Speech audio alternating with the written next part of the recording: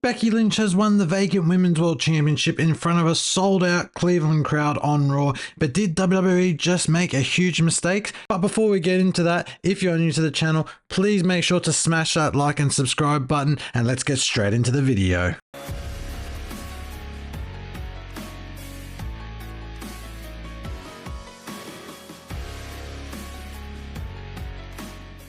So yes, Becky Lynch did indeed win the vacant Women's World Championship, which was vacated by an injured Rhea Ripley on last week's episode of Raw, and she won it in a 14-women battle royal, which had the likes of Nia Jax, Liv Morgan, Shayna Baszler, Zoe Stark, Chelsea Green, and a whole host of other women, all vying to become the Women's World Championship. And going into this battle royal, there was probably one of 3, maybe 4 people that could have potentially walked out with it. Becky Lynch being one, Liv Morgan being, I thought, the red hot favorite, Nia Jax, and of course Shayna Baszler. But unfortunately for Baszler, Morgan, Jax, none of them walked out as the new Women's World Championship. That accolade and that championship has now gone to Becky Lynch, the man who I thought after WrestleMania was taking some significant time off following her WrestleMania loss to Rhea Ripley, but evidently not. She's obviously come back and decided to continue on for a bit longer. And I guess since Seth Rollins, her husband, is taking more time off from WWE at the moment, it's given Becky Lynch a bit more time to sort of compete within the WWE, and Triple H has rewarded that by giving her a new run as the Women's World Championship. And don't get me wrong, I like Becky Lynch. I think she'll do just fine as Women's World Champion. She is overly popular with the crowd. She's always very good with the other wrestlers backstage, so I think she'll benefit from a title run. But I feel like WWE may have just made a major mistake in not being able to crown someone else. I'll explain why in a second. Personally, I believe this accolade, the Women's World Championship, should have gone to Liv Morgan for a couple of reasons. After returning at the Royal Rumble, she has been a perennial runner-up. She was second last eliminated in that Royal Rumble match to Bayley, and then she was runner-up again in the Elimination Chamber to Becky Lynch, and now again on this Battle Royal on Raw, she was last eliminated by Becky Lynch once again. Now, I'm not sure what WWE are doing with Liv Morgan's character at this point in time. Are they doing an angle where she's runner-up at everything and then she just snaps, turns heel? Or maybe she's a more aggressive version of the character we're currently seeing on TV, chasing the Women's World title? I just think, the episode of Raw was probably the right time to crown Liv Morgan as the champion, because she was the one that injured Rhea Ripley, forcing her, to vacate the Women's World Championship to begin with. So I think without Liv Morgan attacking Rhea Ripley, we don't have this battle royal on Raw, and we don't crown a new champion. Rhea is still champion.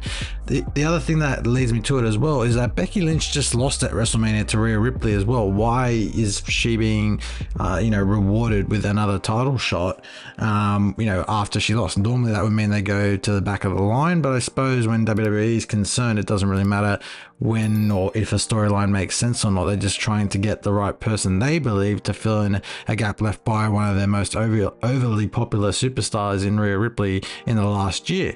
So I definitely see why they went with Becky Lynch. They definitely wanted a pair of reliable and safe hands with the Women's World title, but I really think they could have given this to Liv Morgan. That's not to say that Liv Morgan's crowning moment won't come at some point later in the year. It might happen either at maybe the Money in the Bank, or maybe they'll hold it to SummerSlam, because Rhea Ripley will be out for a while. But do they give Becky Lynch a short title reign, or do they give her a longer title reign? I guess remains to be seen.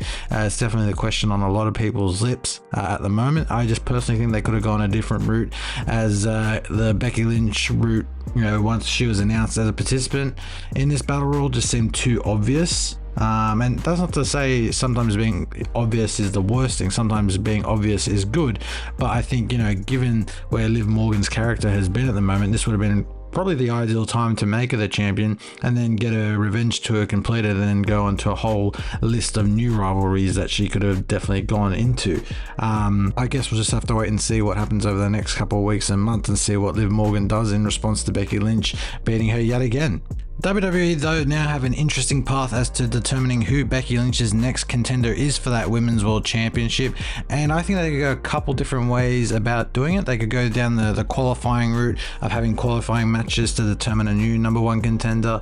They could have another battle royal to determine another number one contender, because that has happened in the past, although probably not the route they'll go down, having just crowned the women's world championship, women's world champion I should say, in a battle royal. So they might just go down the route of the qualifying matches. Maybe some form of stipulation matches they could go down. Well, with the draft coming up this week on SmackDown, it starts and then continues on the following episode of Raw.